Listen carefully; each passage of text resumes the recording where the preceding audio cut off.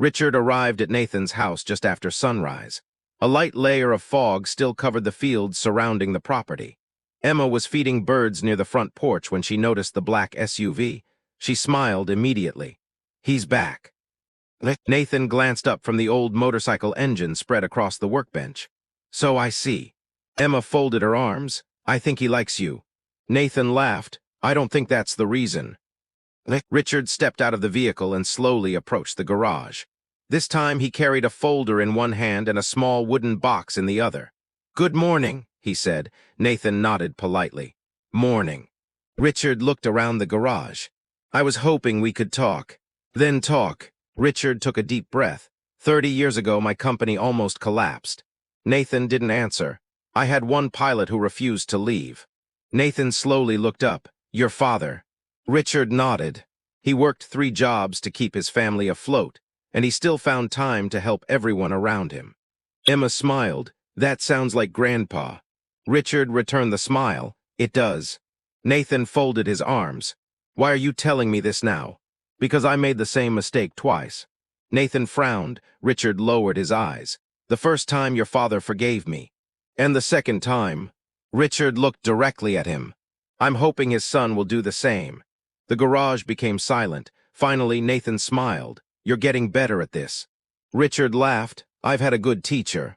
Later that afternoon, Langston Aviation held its largest company meeting in years. Pilots, mechanics, engineers, executives, and office staff gathered inside the enormous hangar. Richard stood at the center of the room. The silver Gulfstream gleamed beneath the bright lights overhead. Victoria stood beside him. Mason folded his arms and waited. Nathan remained near the back of the crowd. He never liked attention. Richard stepped forward. "Today, I want to say something that should have been said a long time ago." Everyone became quiet. "I built airplanes." He paused, or at least I thought I did. A few people laughed softly. Richard continued. "The truth is that people build companies." He turned toward Nathan. "And sometimes one person can remind us what matters." Then he picked up a small plaque. It wasn't gold. It wasn't expensive. It wasn't even particularly impressive. But the words engraved on it made the entire room fall silent. "Integrity keeps us in the air." Richard walked across the hangar and handed it to Nathan. Nathan looked down at it for a moment. Then he smiled. "That's not bad." Richard grinned. "Coming from you, I'll consider that high praise." For the first time in weeks, the company finally began returning to normal. Pilots returned to work. Contracts were restored. Flights resumed. But something had changed. The atmosphere inside the company felt different. People spoke more openly. Managers listened more carefully. Employees smiled more often. And somehow one quiet mechanic from a small town had managed to transform an entire corporation. Yet the most important moment came later that evening. Emma walked into the garage carrying her sketchbook. "Dad." "Yes." She held up a drawing. This time it wasn't an airplane. It was 3 people standing together. Nathan, Emma, and her mother. Nathan stared at the picture. "That's beautiful." She smiled. "I know." "How?" "Because Mom is smiling." Nathan felt his throat tighten. He looked away for a moment. Then Emma gently took his hand. "You fixed the airplane." "Yes." "You fixed the company." "I don't know about that." She smiled. "But you still miss her." Nathan nodded. "Every day." Emma leaned her head against his shoulder. "That's okay." He looked down at her. "Why?" "Because love isn't supposed to disappear." Nathan looked toward the sunset glowing across the mountains. For the first time in a very long time, he smiled without sadness. And somehow, he thought that Sarah would have smiled, too. 3 months later, a familiar sound echoed above Willow Creek. Nathan stepped onto the porch and looked up. The silver Gulfstream circled once before descending toward the airport. Emma ran outside. "They're back." Nathan smiled, apparently. A few hours later, Mason, Victoria, and Richard arrived at the house. Victoria was carrying a large envelope. Richard was smiling. That alone was unusual. "What happened?" Nathan asked. Victoria handed him the envelope. "Open it." Inside was a photograph of the Gulfstream. Beneath it were the words, "Dedicated to those who understand that trust is earned, not purchased." Nathan looked up. "What's this?"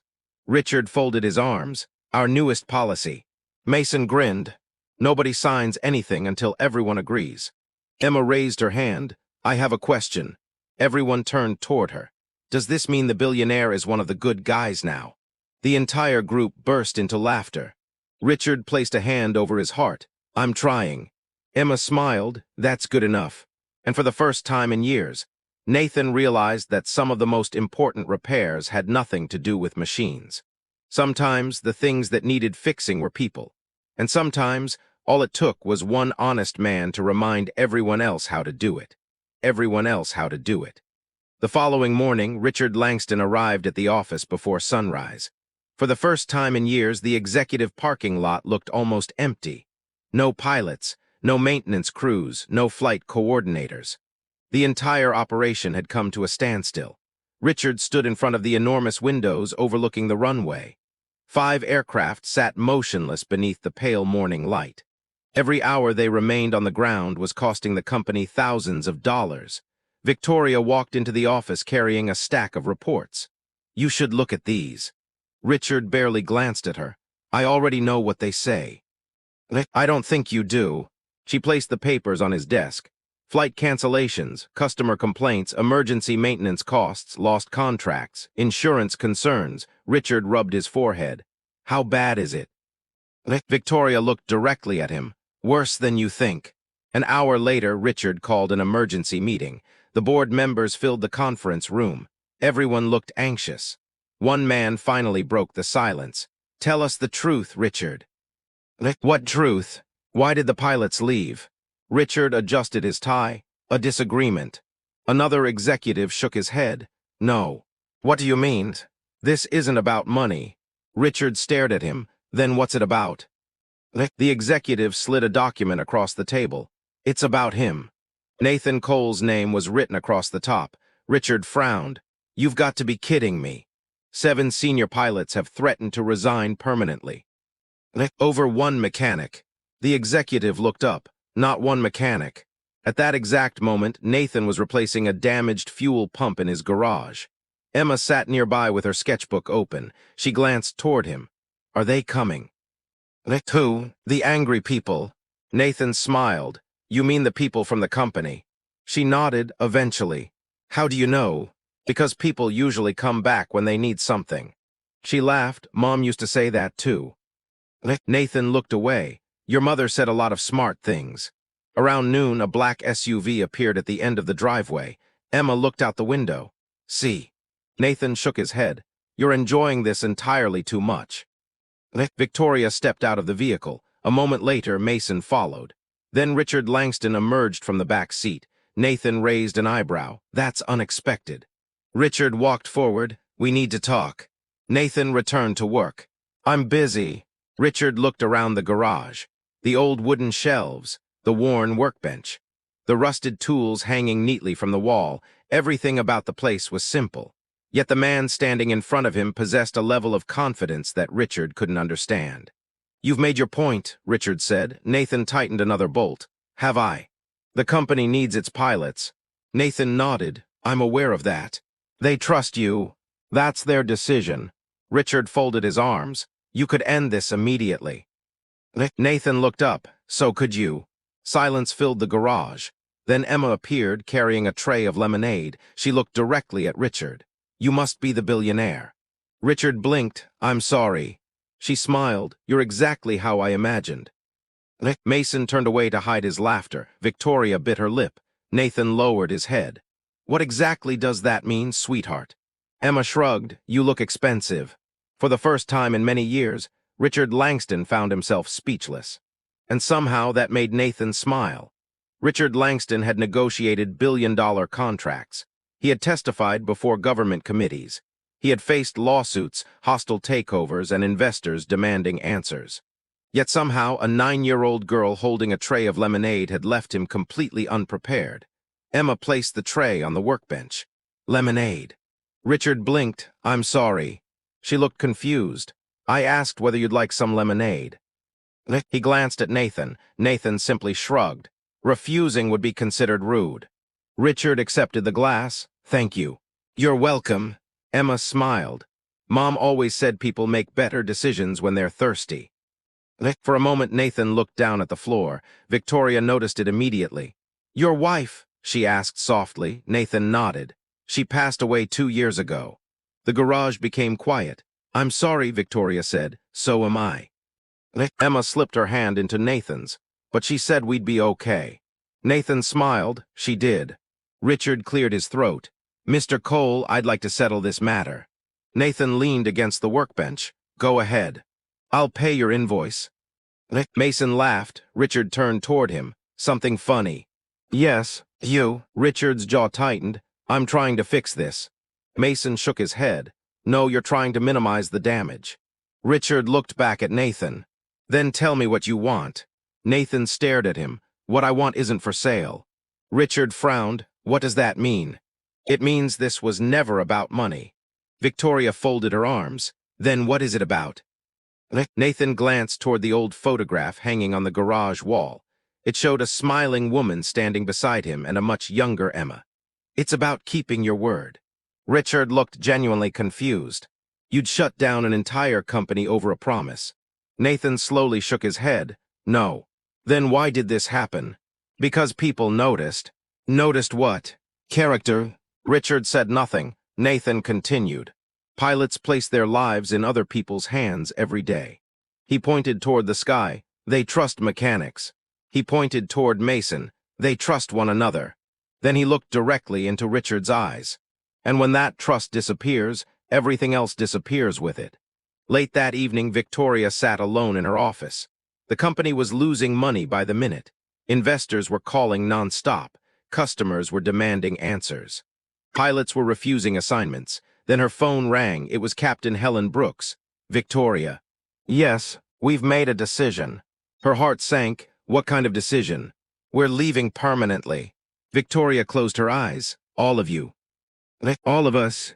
You can't be serious. Helen sighed. We are. Because of Nathan. No, then why? Because if they can do this to him, they can do it to anyone. Victoria slowly lowered the phone. For the first time, she realized the problem wasn't the airplane. The problem was that Nathan had reminded everyone what integrity looked like. And once people remembered that, there was no going back. Meanwhile, Nathan and Emma sat on the front porch beneath the stars. Emma leaned against his shoulder. Do you think they'll come back tomorrow? Nathan smiled. Probably. Why? Because people usually need more than one chance to learn a lesson. Emma looked up at him. Are you talking about the pilots? No, the billionaire. Nathan laughed softly. Exactly. Emma grinned. I knew it. Nathan looked toward the distant mountains. He had a feeling tomorrow would change everything. And for once, that feeling had nothing to do with airplanes. The next morning, Richard Langston arrived at the office before anyone else. For the first time in 25 years, the executive parking area was almost empty. The silence bothered him. He stood beside the enormous window in his office and looked down at the runway. 5 aircraft sat motionless in the early morning light. Millions of dollars worth of machinery, millions of dollars in lost business, and not a single one of them was moving. A knock sounded at the door. Victoria stepped inside. You should see this. Richard looked up. Another resignation. Worse, she handed him a folder. What is it? 3 major clients have suspended their contracts. Richard opened the folder. His expression immediately darkened. You're joking. I wish I were. Why, they heard what happened. Richard threw the papers onto his desk. This is ridiculous. Victoria crossed her arms. Is it? We're talking about one mechanic. No, she looked directly at him. We're talking about trust. Meanwhile, Nathan was replacing the brakes on an old pickup truck while Emma sat nearby, sketching airplanes. The sound of tires crunching across the gravel driveway broke the silence. Another black SUV had arrived. Nathan smiled. That was faster than I expected. Emma looked up. The billionaire again. Probably. Should I make more lemonade? Nathan laughed. That might be a good idea. This time Richard arrived alone. He walked slowly toward the garage. There was no expensive suit, no driver, no assistants. For the first time, he simply looked like an exhausted man. Nathan set down his wrench. Good morning. Richard nodded. I owe you an apology. Nathan remained silent. Richard glanced around the garage. I've spent my entire life building companies. And I suppose I forgot how important people are. Nathan smiled faintly. That's an expensive lesson. Richard looked down. You're right. Emma suddenly appeared in the doorway. Are you still a billionaire? Richard blinked. What? You seem different today. A smile slowly spread across his face. I suppose I am. She thought for a moment. That's good. Why? Because my dad says money doesn't change people. Richard raised an eyebrow. He said that. Emma nodded. He says it reveals them. For several seconds, nobody spoke. Then Nathan quietly returned to work. That afternoon, Richard called another emergency meeting. Every remaining executive was there, every department head, every senior pilot. Richard stood at the front of the room.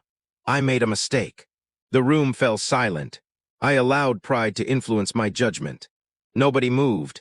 I failed someone who deserved better. Then he took a deep breath, and I intend to correct that mistake. Mason looked toward Victoria. Victoria looked back at him. Neither of them had ever heard Richard Langston apologize to anyone before, but they both knew exactly who had changed him. And that man was still standing in a small garage in Willow Creek, quietly repairing somebody else's truck. Richard Langston's apology spread through the company faster than anyone expected. Employees stood in hallways whispering to one another. Pilots exchanged curious glances. Mechanics stopped what they were doing. No one could remember the last time Richard had admitted he was wrong. By noon, Captain Mason Reed was standing in Nathan's garage once again.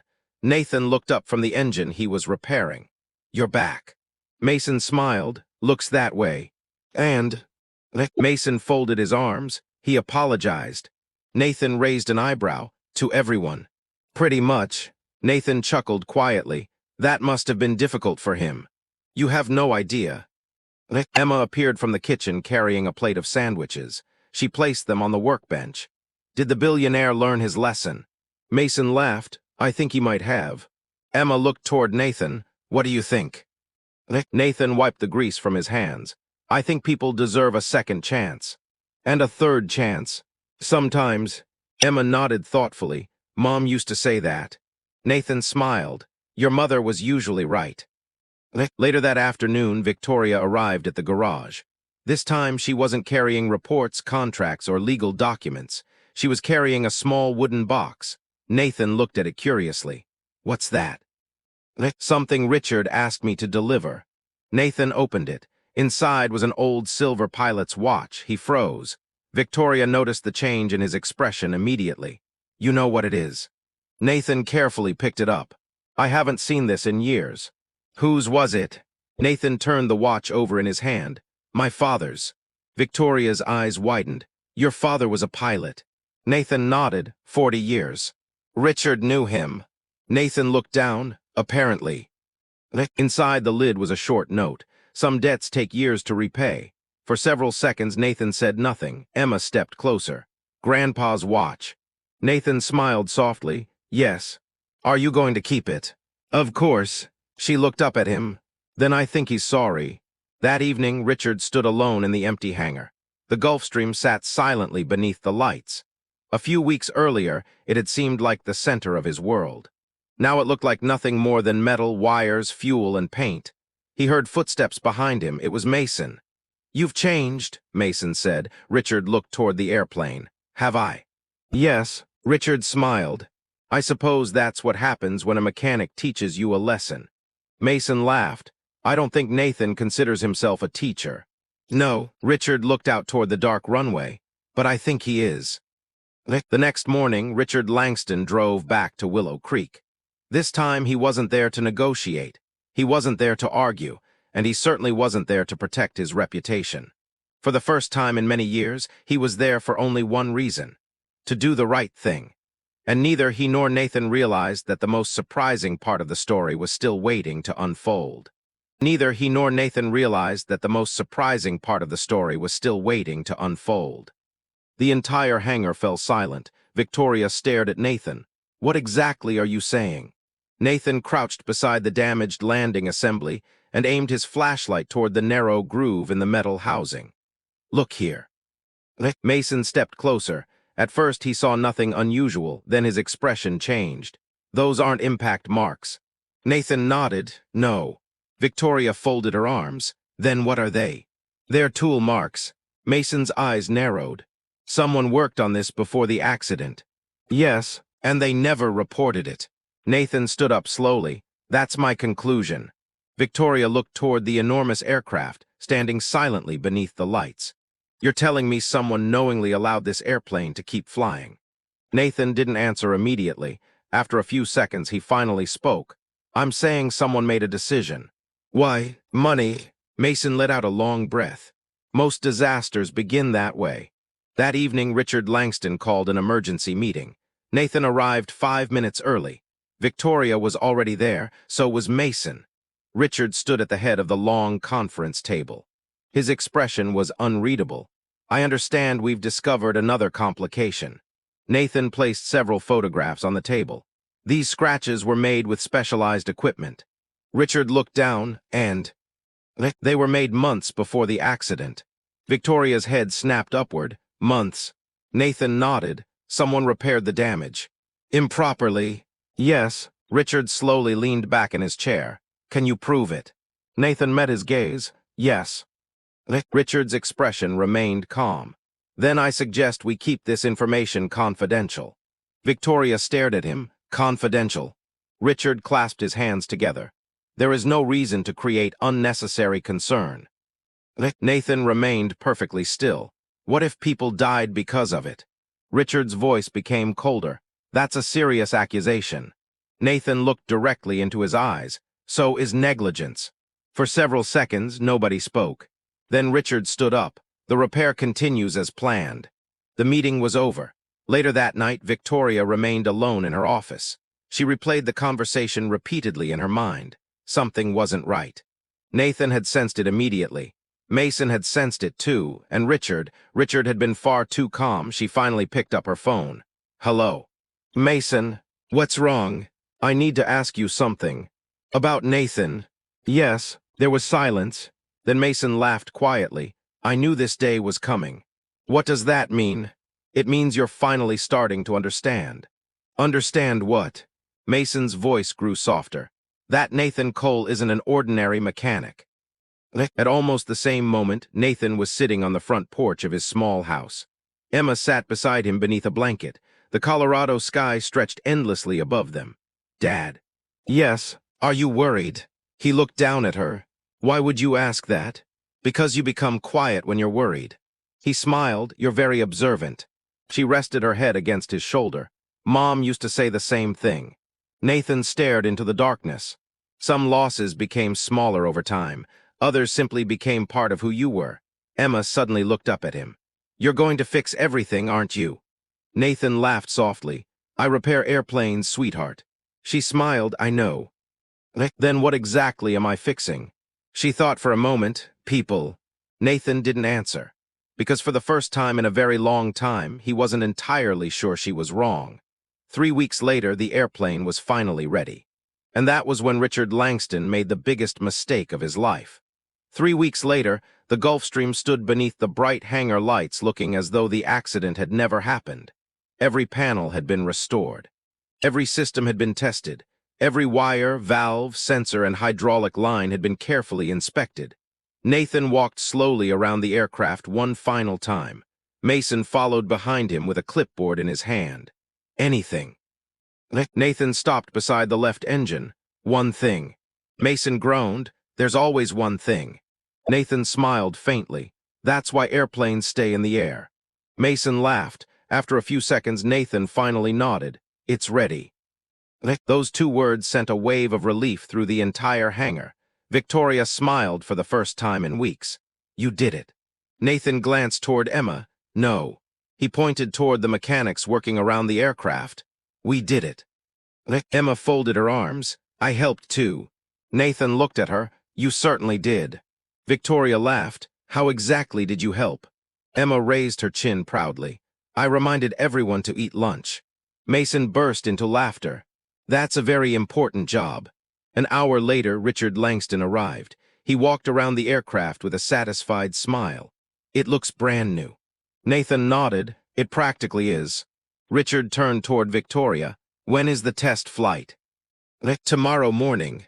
Richard smiled. Excellent. Then he looked back at Nathan. You've done impressive work. Thank you. I hope we can continue working together in the future. Nathan didn't answer. Something in Richard's voice didn't feel right. Years of experience had taught him to trust that feeling. The following morning, Captain Mason Reed climbed into the cockpit. Victoria sat beside him. Nathan stood outside, watching quietly. Within minutes, the engines came to life. The roar echoed across the runway. Emma covered her ears. That never gets old. Nathan smiled. No, it doesn't. The aircraft accelerated, faster, faster. Then it lifted smoothly into the sky. Emma jumped excitedly. They did it. Nathan never took his eyes off the airplane. Yes. For the next hour, the jet performed perfectly.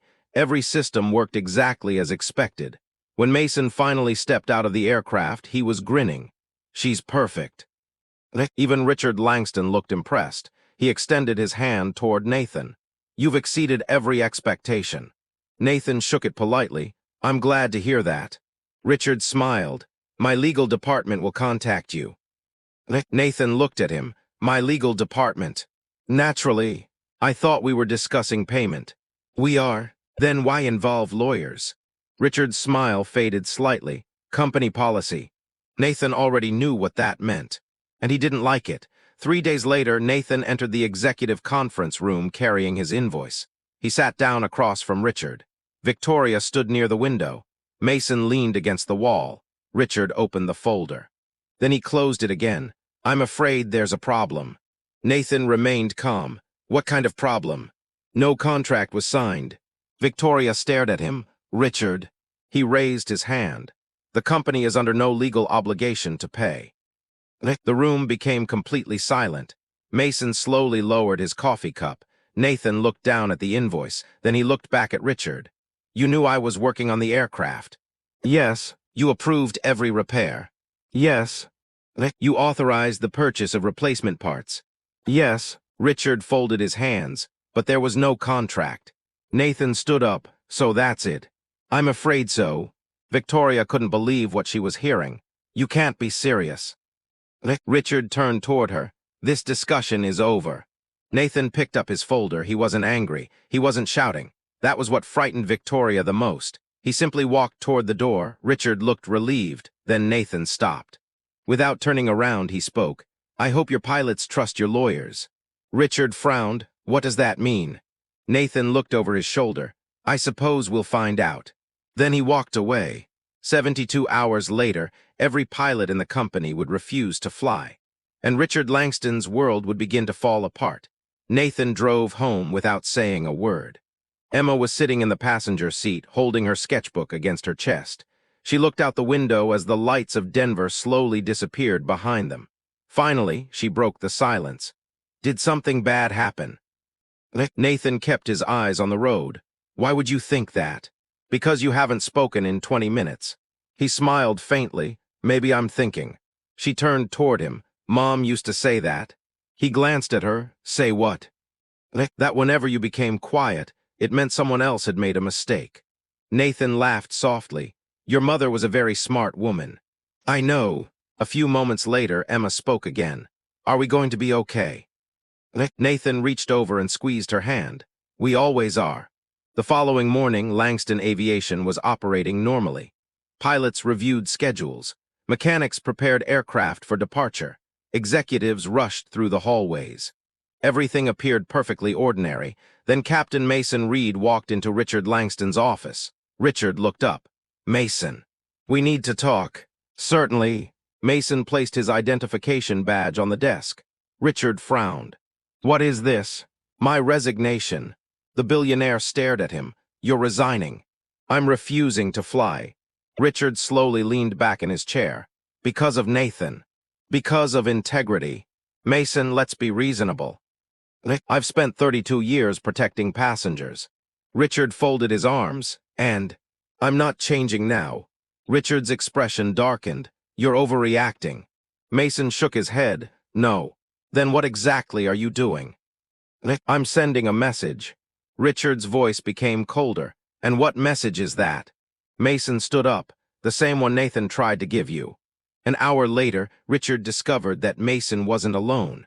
One pilot after another entered the office. Each of them carried the same thing, a resignation letter, Captain Daniel Foster, Captain Helen Brooks, Captain Aaron Mitchell, Captain Rebecca Owens. By lunchtime, 7 pilots had refused to fly. By sunset, every pilot in the company had joined them. Victoria stood silently in Richard's office while he paced furiously from one side of the room to the other. This is ridiculous. Nobody answered. They're mechanics and pilots. Still nobody spoke. I built this company. Victoria finally looked at him. Did you? Richard stopped walking. What is that supposed to mean? She folded her arms. You seem to believe airplanes are the company. And they aren't. No. She looked directly into his eyes. The people are. Meanwhile, Nathan was back in his garage. He was repairing an old motorcycle when he heard footsteps behind him. He turned around. Mason was standing there. So, Nathan said, I suppose things became interesting. Mason laughed. That's one way of putting it. Emma appeared from the kitchen carrying 3 glasses of lemonade. Hello, Captain Mason. Hello, Emma. She smiled. Did everybody quit? Mason blinked. How did you know? She shrugged, because Dad looks less worried now. Nathan laughed. You're becoming dangerous. No, she grinned. I'm becoming observant. Mason sat down. You know Richard is going to come looking for you. Nathan returned to work. I know. And Nathan tightened a bolt and smiled. He should have thought about that before.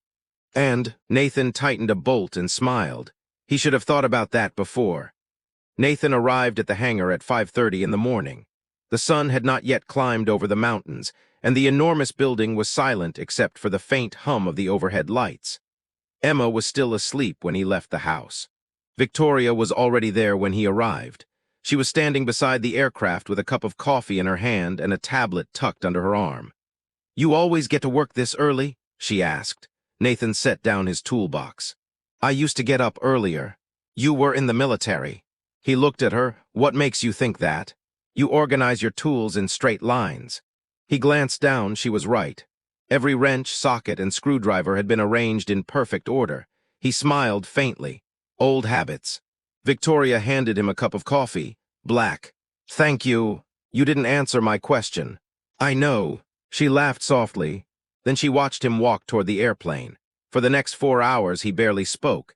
He removed damaged panels, inspected electrical systems, examined hydraulic lines, recorded measurements, made notes. Every movement was calm, precise, and deliberate. Around noon, Captain Mason Reed entered the hangar. At 58 years old, Mason had accumulated more than 20,000 flight hours. There wasn't much he hadn't seen. Yet the moment he watched Nathan work, he frowned. What exactly did you say this man's name was? He asked. Nathan Cole, Victoria replied. Mason remained silent. Nathan had just disassembled an entire section of the hydraulic control system without looking at a manual. That wasn't normal. Even experienced mechanics relied on manuals. Nathan simply relied on memory. Mason walked closer. Where did you learn to do that? Nathan continued working. A long time ago. Air Force. Nathan tightened a bolt. Something like that. Mason folded his arms. What rank? Nathan finally looked up. I don't remember asking you any questions. Victoria laughed. Mason smiled. Then he noticed something unusual, a faded tattoo on Nathan's left wrist. A wing, a sword, and a star. Mason's smile disappeared. He knew exactly what he was looking at. For several seconds, neither man spoke. Then Mason extended his hand. Nathan stared at it. You recognized it. I flew with men like you. Nathan slowly shook his hand. That was a long time ago. Mason nodded. Some things don't change. Across the hangar, Victoria watched the exchange. She had no idea what had just happened. But she knew one thing. The quiet mechanic who lived in a small house outside Willow Creek was hiding something. And apparently Captain Mason Reed knew exactly what it was. Later that afternoon, Emma arrived carrying her sketchbook. She ran directly toward the airplane. Wow. Nathan smiled. You like it? It's beautiful. Victoria crouched beside her. Do you know what kind of airplane this is?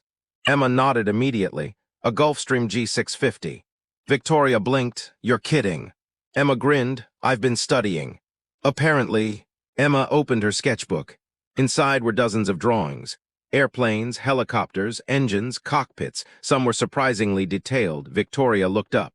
Did your father teach you all this? Emma shook her head. No. Then who did?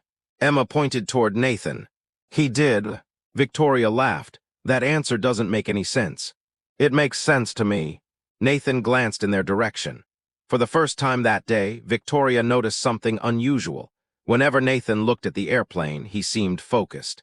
Whenever he looked at Emma, he seemed peaceful. And whenever Emma smiled, the sadness behind his eyes seemed to disappear for a few seconds. Victoria didn't know why that observation stayed with her, but it did. 3 days later, Nathan discovered the problem that everyone else had missed.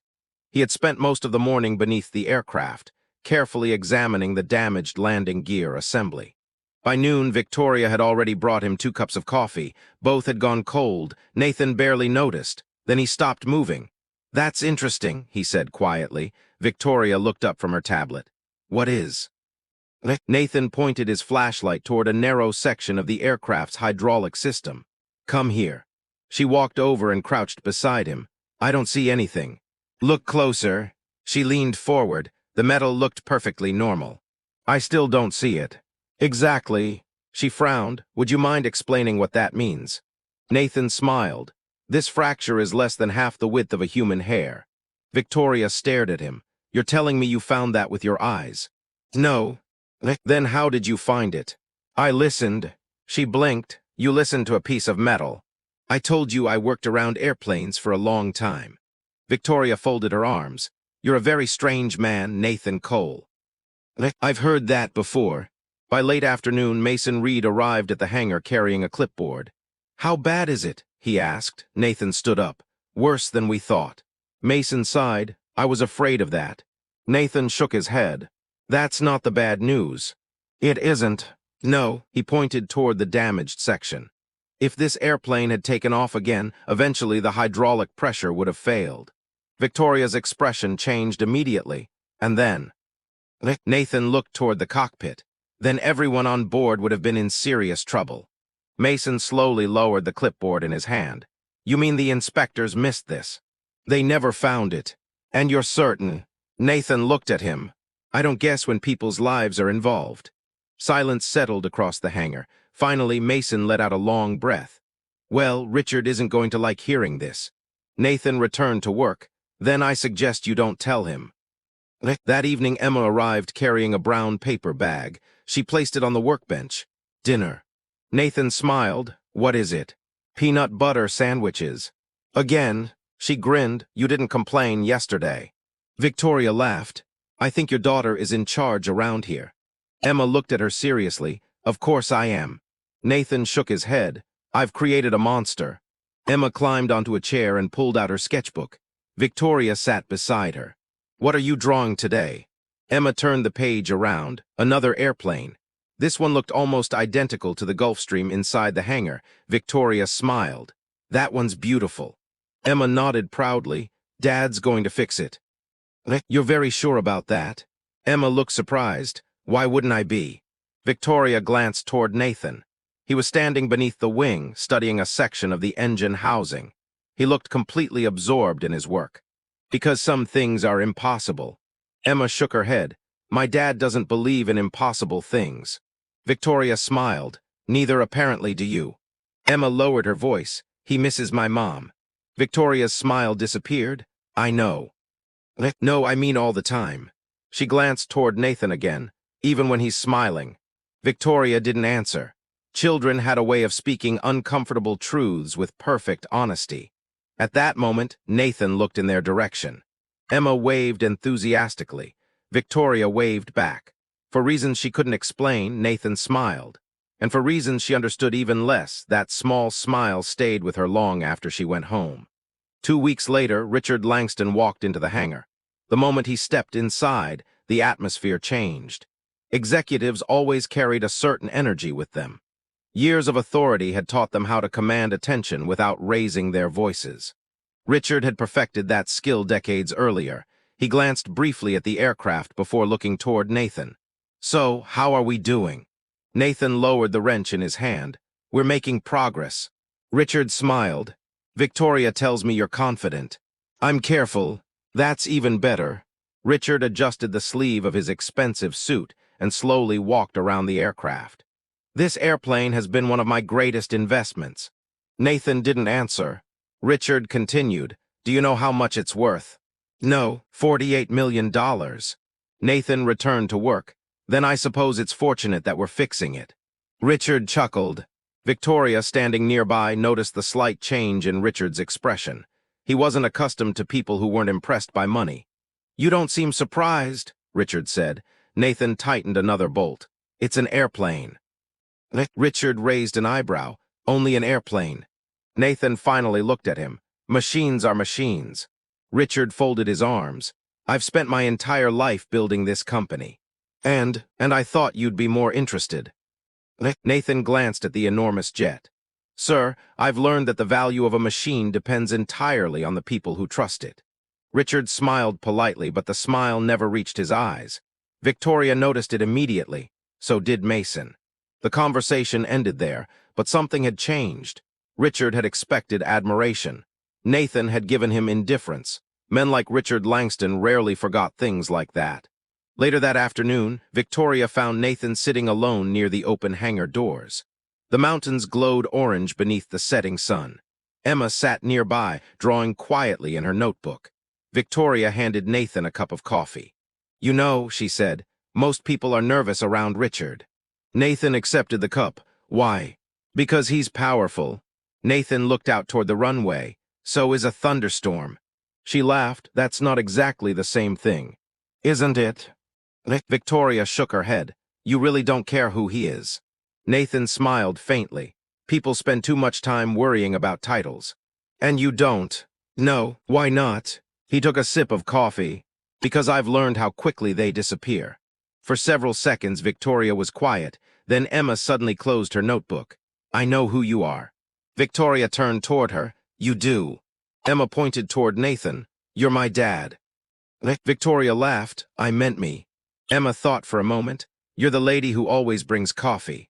Nathan couldn't help smiling. Victoria placed a hand against her chest. "Well, that's disappointing." Emma grinned. "I like you." "Really?" "Yes." "Why?" "Because Dad likes you." Nathan nearly choked on his coffee. Victoria burst into laughter. Emma looked back and forth between them. "What?" Neither of them answered. 3 days later, Nathan discovered something that changed everything. He had just finished inspecting the right engine when he noticed several scratches along one section of the landing assembly. At first glance, they appeared insignificant. Then he leaned closer. His expression changed instantly. Mason noticed it. "What is it?" Nathan remained silent. He ran his fingers along the metal, then he stood up. "That's impossible." Victoria's face turned pale. "What happened?" Nathan looked directly at her. "Someone knew about the damage." The entire hangar fell silent. "What do you mean?" she asked. Nathan pointed toward the damaged area. "These marks weren't caused by the accident." Mason stepped closer. "Then how did they get there?" Nathan looked at both of them. "Someone tried to hide the damage." And suddenly, everyone understood that they were dealing with something much bigger than a damaged airplane. Understood that they were dealing with something much bigger than a damaged airplane. Nathan Cole slid the maintenance report across the conference table and waited. 14 weeks of work. 2 damaged engines. 387 replacement parts. Hundreds of pages of inspection records. And more sleepless nights than he could count. Richard Langston, the owner of Langston Aviation, glanced down at the document before pushing it back across the table. "I can't approve this." Nathan didn't move. Outside the enormous windows behind Richard's desk, the company's Gulfstream G650 sat beneath the afternoon sun. 3 months earlier, that same aircraft had been declared a complete loss. Now it looked as though it had just rolled out of the factory. Victoria Hayes stood quietly near the door. She was the company's director of flight operations, and she had personally watched Nathan spend nearly every day and night inside the hangar. She knew exactly what he had sacrificed. "Richard," she said carefully, "he rebuilt the entire aircraft." Richard leaned back in his chair. "He rebuilt it without a signed contract." Victoria stared at him. "You knew he was working on it." "That doesn't change anything." "You approved every update." "I never signed anything." Nathan lowered his eyes toward the invoice. For a moment the room was completely silent. Then he picked up the papers and carefully slid them into a worn leather folder. The gesture seemed almost strangely calm. Victoria couldn't understand it. If someone had cheated her out of months of work, she would have been furious. Nathan simply nodded. I understand. Richard looked relieved. I'm glad we're able to settle this professionally. Nathan looked at him. Professionally. Richard cleared his throat. Mr. Cole, I'm sure you'll find additional work. Nathan's expression never changed. I wasn't worried about finding work. Then what are you worried about? Nathan turned toward the enormous window overlooking the runway. The people who will trust that airplane with their lives. Richard frowned. What exactly is that supposed to mean? Nathan looked back at him. Nothing. Then he walked toward the door. Victoria followed him into the hallway. Nathan. He stopped beside the elevator. You can't just leave. He gave her a tired smile. I already have. You're really going to let him get away with this? Nathan looked down at his hands. Hands covered with dozens of scars accumulated over a lifetime spent repairing machines that carried human lives thousands of feet above the ground. There are some lessons people insist on learning for themselves. The elevator doors opened. Victoria stepped closer. At least tell me one thing. What? Who are you? For the first time, Nathan smiled, but there was sadness behind it. Just a mechanic. The doors closed. Victoria stood there for several seconds. Somehow, she knew that wasn't true, and 3 days later she would discover exactly how wrong she had been. 3 months earlier, Nathan Cole lived with his 9-year-old daughter, Emma, in a small rented house outside Willow Creek, Colorado. The house wasn't much to look at. The paint was peeling. The front porch leaned slightly to one side. The roof needed repairs, but it was quiet, and after everything that had happened during the previous 2 years, quiet was enough. Every morning, Nathan woke before sunrise. Every evening, Emma sat at the kitchen table drawing airplanes in a sketchbook that was already half full. On one particular evening, she held up her latest masterpiece. Look, Dad. Nathan smiled. Another airplane. This one had unusually large wings. I see you've improved the design. Emma grinned. It flies faster. According to whom? According to me. Nathan laughed softly. Then I suppose it must be true. She looked at him for a moment. When are you going to work on real airplanes again?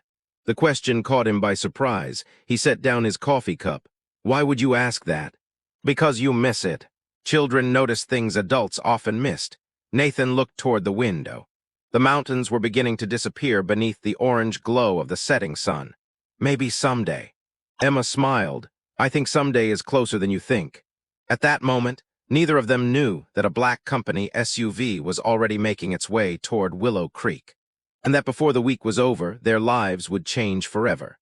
The black SUV arrived at 7:30 the following morning. Nathan was standing in the garage behind the house, replacing a transmission gasket in an old pickup truck, when he heard tires crunching across the gravel driveway. A woman stepped out of the vehicle. She was tall, composed, and dressed in a charcoal gray coat that looked entirely out of place in a town the size of Willow Creek. She couldn't have been older than 38. Nathan Cole? She asked. He wiped his hands on a rag. That's right. My name is Victoria Hayes. Nathan nodded politely. What can I do for you? For several seconds, she simply looked at him. The truth was that she had expected someone entirely different.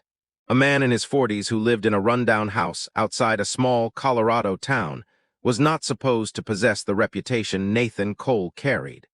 Yet 3 different aviation engineers had spoken his name. 2 former Air Force pilots had recommended him, and 1 retired mechanic had told her, if Nathan Cole can't fix it, nobody can. Victoria finally spoke. We have an aircraft problem. Nathan smiled faintly. Most people do.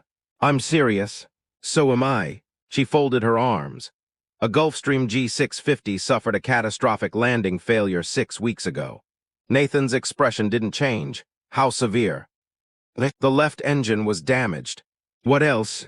The hydraulic system. What else? The landing gear assembly. What else? Victoria hesitated. We don't know. Nathan studied her for a moment.